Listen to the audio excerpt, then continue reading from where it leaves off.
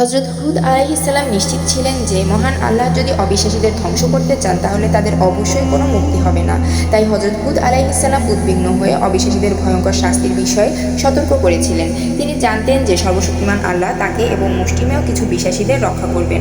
তবুও আজ জাতি নবী হুদের সতর্কতা বাণীর প্রতি ভয়হীন, উদ্বেগ এবং অজ্ঞ ছিল। তারা নবী হুদ আলাইহিসসালামকে চ্যালেঞ্জ করতে থাকে এই আত্মবিশ্বাসে যে তাদের সুউচ্চ দালান তাদের আল্লাহর শাস্তি থেকে রক্ষা করবে।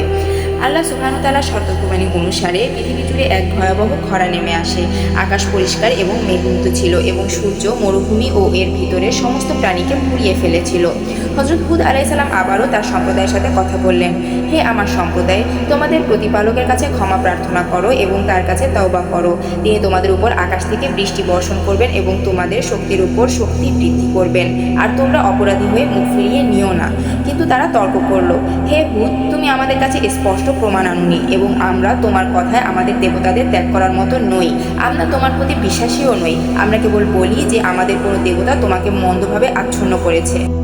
হযরত হুদ আলাইহিস সালাম বললেন, আমি আল্লাহকে সাক্ষী রাখছি এবং তোমরাও সাক্ষী থাকো যে তোমরা আল্লাহর সাথে তার শরীক করার সাথে আমার কোনো সম্পর্ক নেই। অতএব তোমরা সকলে আমার বিরুদ্ধে ষড়যন্ত্র করো এবং আমাকে কোনো অবকাশ দিও না। আমি আল্লাহর উপর ভরসা করেছি, যিনি আমার এবং তোমাদেরও পালনকর্তা।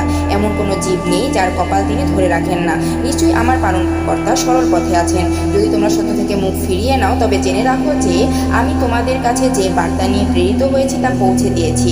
এখন আমার পালনকর্তা তোমাদের পরিবর্তে অন্য জাতিকে নিযুক্ত করবেন এবং তোমরা তার কোনো ক্ষতি করতে পারবে না। নিশ্চয়ই আমার পালনকর্তা সব কিছুর উপর নজর রাখেন। তবুও তাদের হৃদয়ে অহংকারে ঢাকা ছিল, কারণ তারা বলেছিল, তাহলে তুমি যদি সত্যবাদী হও তাহলে আমাদের কাছে যা প্রতিশ্রুতি দিচ্ছ তা নিয়ে এসো।